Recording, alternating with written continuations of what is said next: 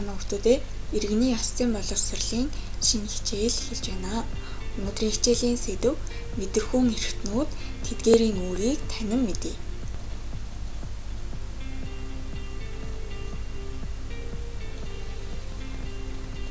Өнөөдрийн хичээлийн зорилго мэдрэхүүн эрхтнүүдийг нэрлэж үүргийг нь тодорхойлж сурнаа. Хүнд хэдэн мэдрэхүй байдаг вэ хүүхдүүдээ?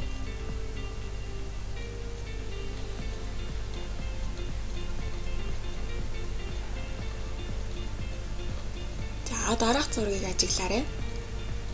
Энд хүний ямар эрхтнүүд байгааг нэрлээрэй.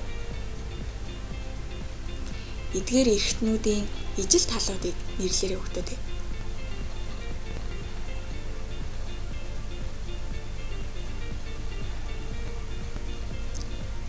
Дараах хүснэгтийг цөмөрөө дэвтэртээ бичээд нөхнөө.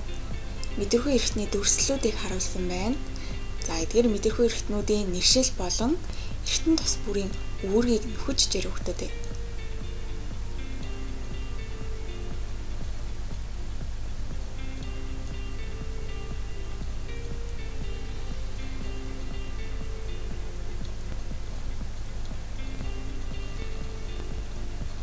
Мэдрэхүйгээр дамжин ирэх сайхан мэдрэмжүүдийг нэгтгэн өгүүлбэр зохиож дэвтэртээ бичээрэй.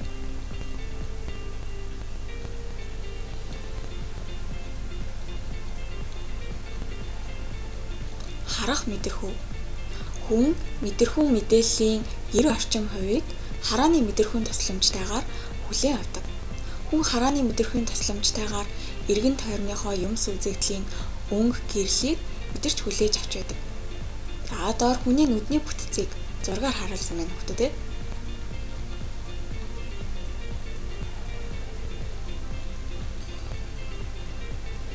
Дараах сонирхолтой баримт мэдээллүүдийг өөрийнхөө бодолтой харьцуулан дүгнэж жирэх хүүхдүүдээ.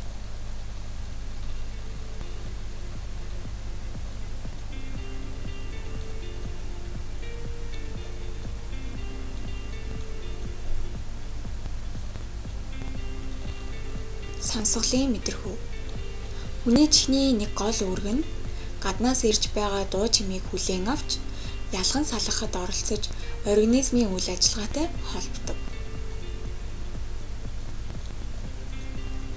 Дараагийн мэдрэхүй бол амтлах мэдрэхүй.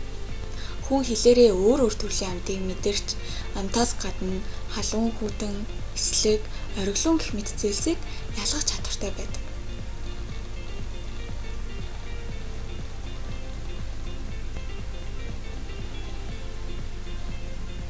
Хүүхдүүд та бүхэн ямар амьтанд дуртай вэ? Мөн эсвэргээрээ ямар амьтанд дургүй вэ? Яагаад? Амт мэдрэх адал явдал хүн төрлөختөнд маш их давуу тал өгч байдаг. Бид ямар нэгэн шинэ амтыг туршиж үздэггүй байсан бол ямар вэ гэд төсөөлөд үзэхэд л хангалттай.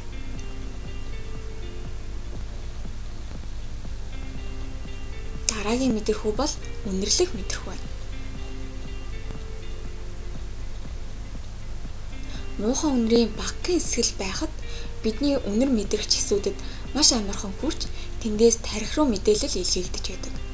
Иймд хамрын бүтцнээс шалтгаалаад бид муухай үнэрийг сайхан үнэрээс илүү хялбар мэдэрдэг. Доор зургаар хүний хамрын бүтцийг үзүүлсэн байна.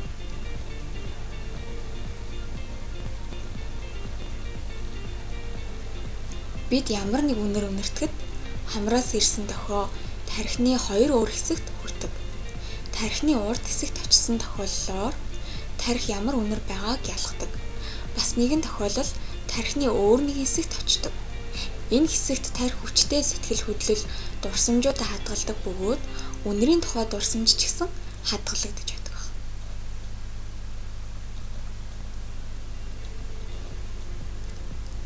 Дараагийн мэдрэхүй бол хүртхүй.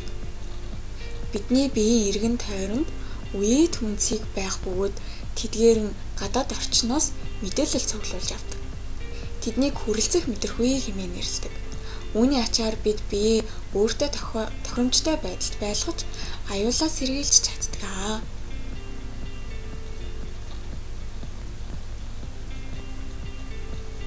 Гэрийн даалгавартаа Мэдрэхүй эрхтнүүдээр дамжуулан авч байсан хамгийн сайхан мэдрэмж үйл явдал нь юу байсан бэ гэдгийг сэргийн санаад дэвтэртээ бичээрэй. Хичээлдээ анхаарлаа хандуулсан хүүхдүүдтэй баярлалаа.